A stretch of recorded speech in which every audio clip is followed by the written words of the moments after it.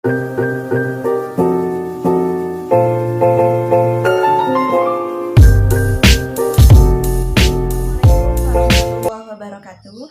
Yang terhormat kepada Ibu Rahmawati selaku dosen pengampu ekonomi mikro.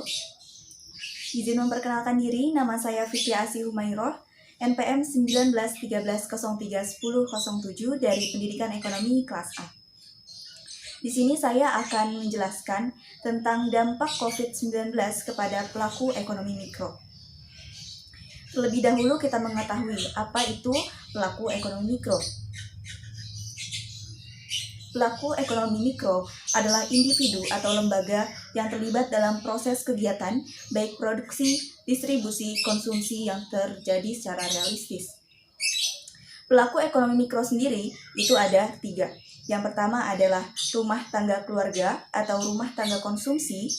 Yang kedua adalah rumah tangga perusahaan mikro. Yang ketiga adalah rumah tangga pemerintah. Lalu, apakah dampak wabah COVID-19 bagi Indonesia? Yang pertama, penurunan pertumbuhan ekonomi Indonesia. Kita tahu bahwa wabah COVID-19 telah merebak di Wuhan, Cina sejak bulan Desember. Sejak saat itu, Indonesia sudah mulai mengalami pertumbuhan yang menurun pada ekonomi. Mengapa itu bisa terjadi?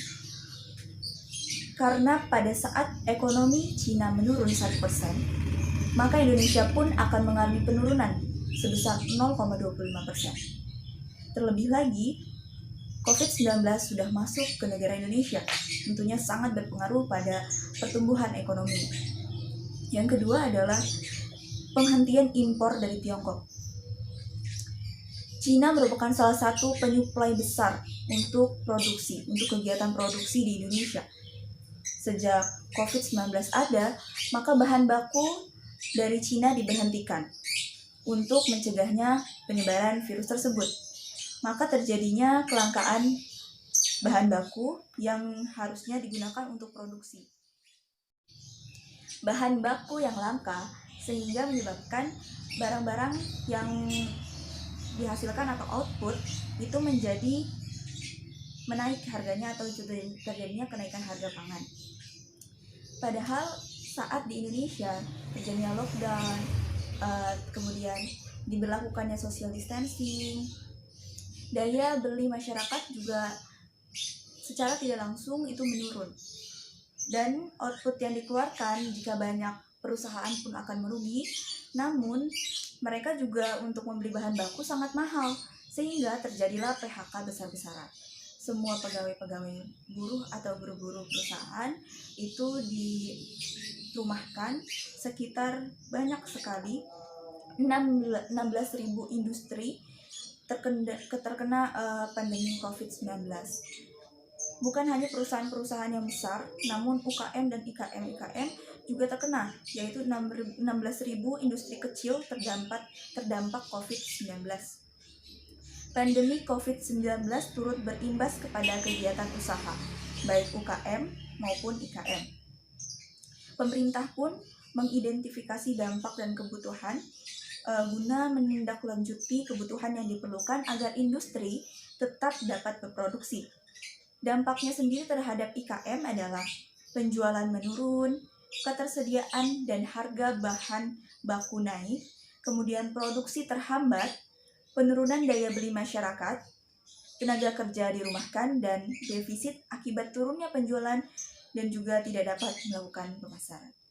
Karena daya beli masyarakat yang menurun, sehingga ada beberapa bahan makanan yang harganya anjlok, bahkan hingga 50%.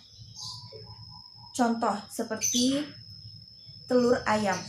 Telur ayam biasa di pasaran sekitar 22 hingga 25.000.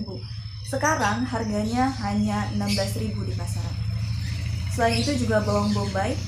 Biasanya harga itu sekitar 100 sampai 120.000, sekarang hanya sekitar 60.000.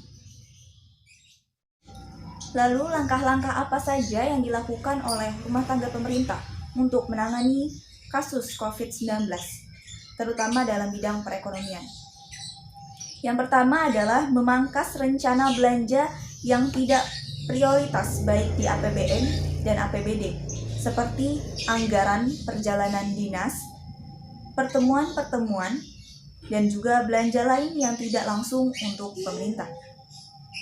Yang kedua adalah refocusing kegiatan dan relokasi anggaran untuk mempercepat penanganan COVID-19. Salah satunya untuk pembelian APD-APD bagi tenaga medis. Yang ketiga adalah menjamin ketersediaan barang atau bahan-bahan pokok dan menjaga daya beli masyarakat lapisan bawah seperti buruh, pekerja harian, petani, nelayan, serta pelaku UKM. Untuk masyarakat penghasilan rendah yang sedang melakukan kredit kepemilikan rumah bersubsidi, diberikan 2 stimulus dengan alokasi anggaran 1,5 triliun.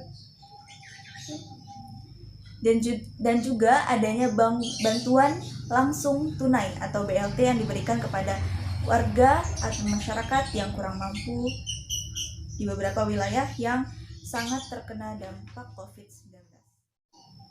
Itulah pemaparan dari dampak COVID-19 kepada pelaku ekonomi mikro.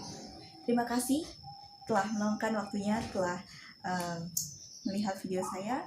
Saya Fiti Asih Humairo. Jangan lupa untuk selalu jaga jarak, stay di rumah aja, selalu cuci tangan. Assalamualaikum warahmatullahi wabarakatuh.